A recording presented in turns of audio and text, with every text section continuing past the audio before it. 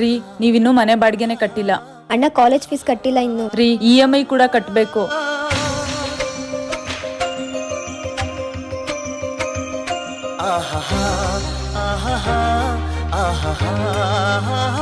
ಇಷ್ಟೊಂದು ದುಡ್ಡು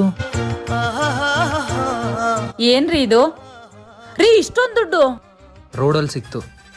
ಮನೆ ಬಾಡಿಗೆ EMI ಎಲ್ಲ ಕಟ್ಬೋದು. ನನ್ ಕಾಲೇಜ್ ಫೀಸು ಕಟ್ಬೋದು ಅದ್ರಲ್ಲಿ. ರೀ ದುಡ್ಡು ಕಾಣಿಸ್ತಿಲ್ಲ. ಏನ್ ಹೇಳ್ತಿದ್ಯಾ? ಅದು ಅಮ್ಮನ ಆಪರೇಷನ್ ದುಡ್ಡು. ರೀ ನಿಮ್ಗೆ ಯಾವ್ದೋ ಕಾಲ್ ಬಂದಿದೆ. ಹಲೋ, ಹೌದಾ? ಮುಂದೆ ಸಾಗುನಿ. ದುಡ್ಡು ನಮಗೆ ಎಷ್ಟಾಗತ್ತೆ ಇದೆಯೋ ಈ ದುಡ್ಡು ಕಳ್ಕೊಂಡಿರೋರ್ಗೂ ಅಷ್ಟೇ ಆಗತ್ತೆ ಇರುತ್ತೆ. ನಮ್ ಕಷ್ಟ ತೀರ್ಸ್ಕೊಳಕ್ಕೆ ಅವ್ರನ್ನ ಕಷ್ಟದಲ್ಲಿ ತಳ್ಳಬಾರ್ದು. ಹಲೋ ಅಲೋ ಅಣ್ಣ, ನಿಮ್ ಫ್ರೆಂಡ್ ಯಾರೋ ದುಡ್ಡು ಕೊಡ್ಬೇಕಿತ್ತಲ್ಲ, ಬಂದ್ ಕೊಟ್ಟೋದ್ರು.